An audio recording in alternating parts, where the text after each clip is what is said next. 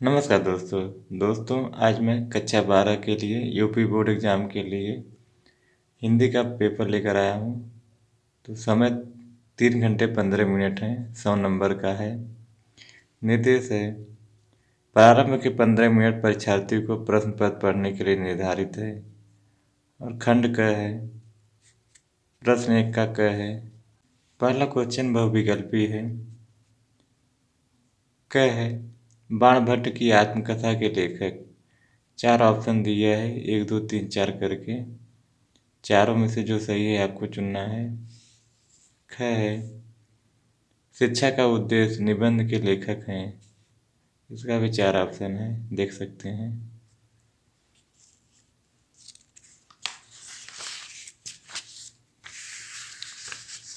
ग है उसी का, पहले का ग। कवि वचन सुधा पत्रिका के संपादक रहे हैं। 4 ऑप्शन है, सही चुनना है। ग है, चंद्रगुप्त नाटक के लेखक हैं।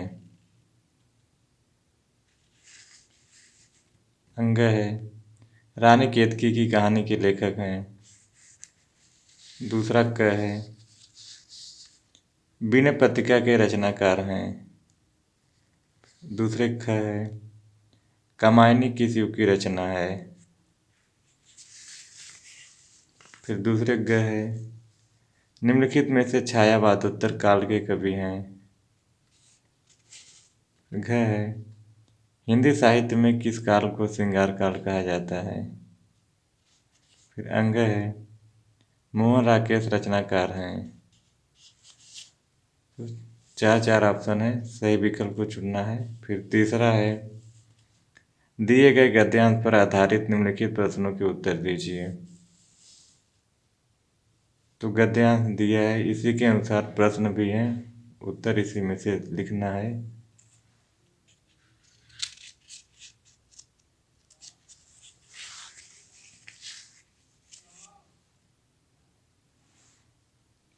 उसी का पहला है, अमूल्य निधियां कहाँ भरी हैं। दूसरा है, पृथ्वी को वसुंधरा क्यों कहते हैं। तीसरा है, पृथ्वी को देह को किसने सजाया है। चौथा है, रेखांकित अंश की व्याख्या कीजिए। जो रेखांकित है उसका व्याख्या करना है।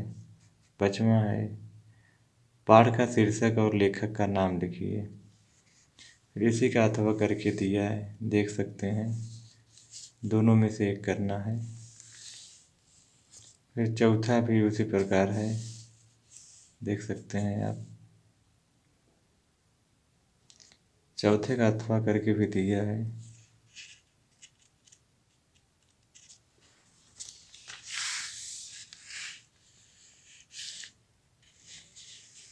फिर पाँचवा है,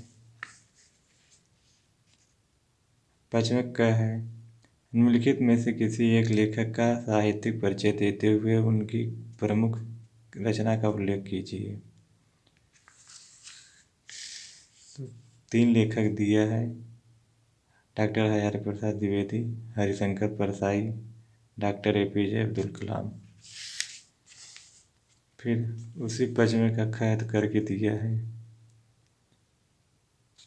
निम्नलिखित में से किसी एक कवि का साहित्यिक परिचय देते हुए उनकी प्रमुख कृतियों का उल्लेख कीजिए।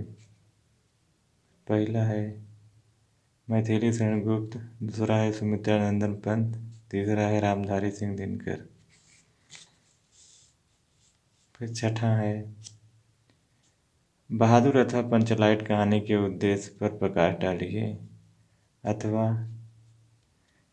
लाठी अथवा ध्रुव यात्रा कहानी की कथा वस्तु अपने शब्दों में लिखिए।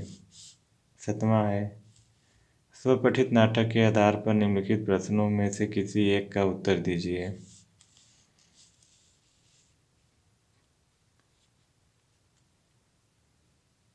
पहला है 7वें का, राजमुकुट नाटक के आधार पर महाराणा प्रताप का चरित्र चित्रण कीजिए, अथवा राजमुकुट नाटक के कथानक अपने शब्दों में लिखिए। दूसरा है, कुहासा और किरण नाटकों की कथा वस्तु पर संक्षेप में प्रकाश डालिए, अथवा कुहासा और किरण नाटक के प्रमुख पात्र के चरित्र पर प्रकाश डालिए।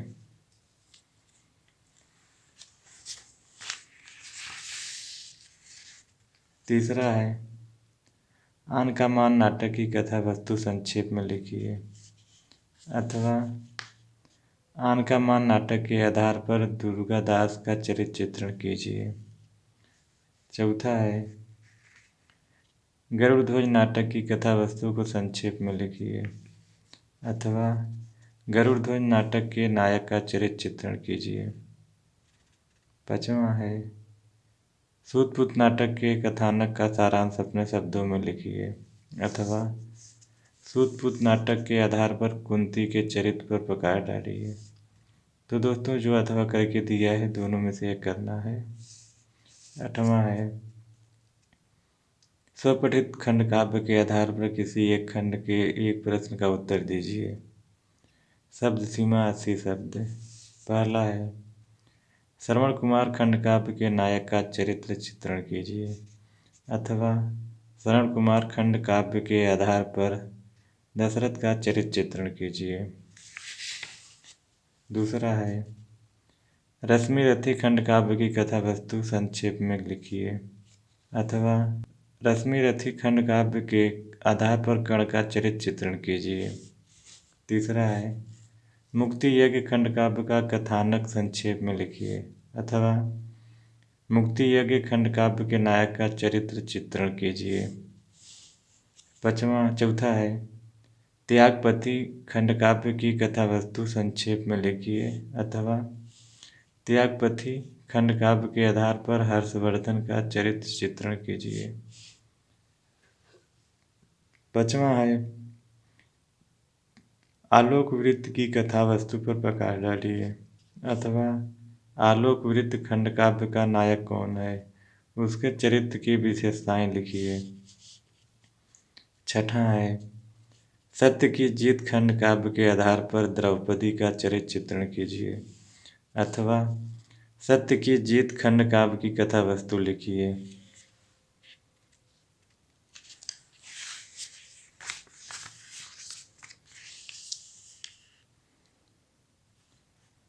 फिर खंड ख है क्वेश्चन 9 है क दिए गए संस्कृत गद्यांशों में से किसी एक का संदर्भ हिंदी में अनुवाद कीजिए।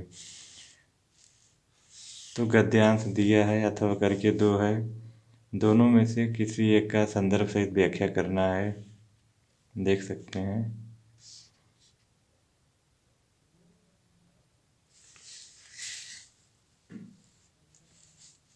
फिर उसी का ख है दिए गए पद्यांशों या श्लोकों में से किसी एक का ससंदर्भ हिंदी में अनुवाद कीजिए। तो पद्यांश है, देख सकते हैं आप, अथवा करके दिया है, दोनों में से एक करना है। 10वां है निम्नलिखित मुहावरों और लोकोक्तियों में से किसी एक का अर्थ लिखकर वाक्य में प्रयोग कीजिए। 4 मुहावरा दिया है, तो इसका प्रयोग करके लिखना है, किसी एक का आंसर देना है चारों में से। अपना उल्लू सीधा करना, ईद का चाँद होना, आम के आम गुठलियों के दाम, चोर की दाढ़ी में तिनका।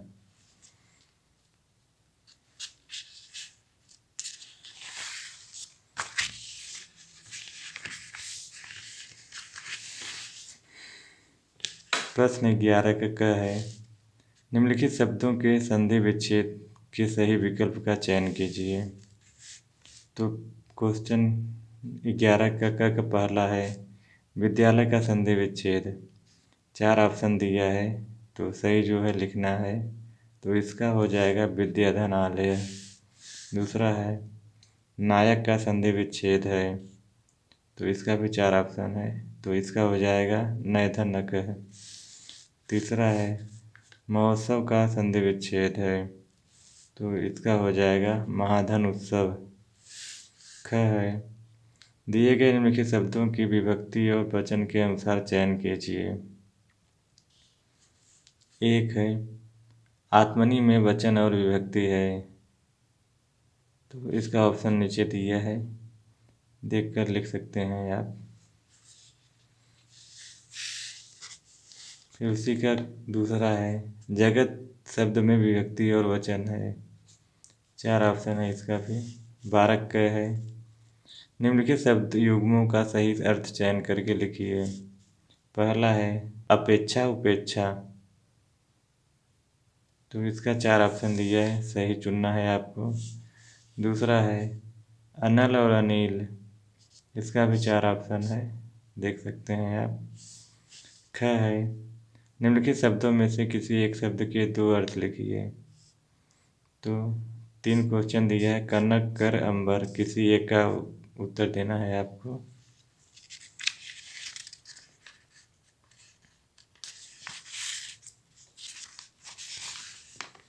ग है निम्नलिखित वाक्यांशों के लिए एक शब्द का चयन करके लिखिए। पहला है जिसकी इच्छाएं बहुत ऊंची हों, 4 ऑप्शन दिया है, तो सही चुनना है आपको। फिर दूसरा है जो सामान्य नियम के विरुद्ध हो, इसका भी 4 ऑप्शन है।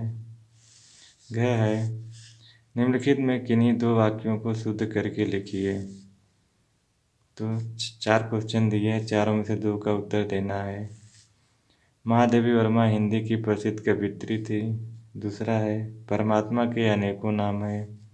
तीसरा है एक फूल की माला लाओ। चौथा है कृष्णा और राधा नृत्य कर रहे हैं। 13 का है वीर रस अथवा श्रृंगार रस का स्थायी भाव के साथ उसकी परिभाषा अथवा उदाहरण लिखिए। फिर ख है 13 का ख अनुप्रास अथवा उत्प्रेक्षा अलंकार लक्षण और उदाहरण लिखिए। ग है चौपाई अथवा दोहा छंद का लक्षण और उदाहरण लिखिए। प्रश्न 14 है अपने उप जिलाधिकारी को एक प्रार्थना पत्र लिखिए जिसमें आपके गांव में जहां तहां ढेर लगे हुए कूड़े कचरे की सफाई के लिए संबंधित व्यक्ति को आदेशित करने का निवेदन किया गया हो, अथवा अपना कुटीर उद्योग प्रारंभ करने हेतु किसी बैंक के प्रबंधन को ऋण प्रदान करने हेतु एक पत्र लिखिए। 15 है निम्नलिखित विषयों में से किसी एक पर अपनी भाषा शैली के निबंध लिखिए। तो 2 2 5 दिया है, पाँचों में से किसी एक पर निबंध लिखना है। शिक्षित युवा वर्ग और बेरोजगारी की समस्या। दूसरा है पर्यावरण प्रदूषण समस्या और समाधान। तीसरा है वर्षा ऋतु का महत्व। चौथा है छात्र और अनुशासन। पाँचवा है विज्ञान वरदान या अभिशाप। तो इन सब में से एक पर किसी पर आपको एक निबंध लिखना है।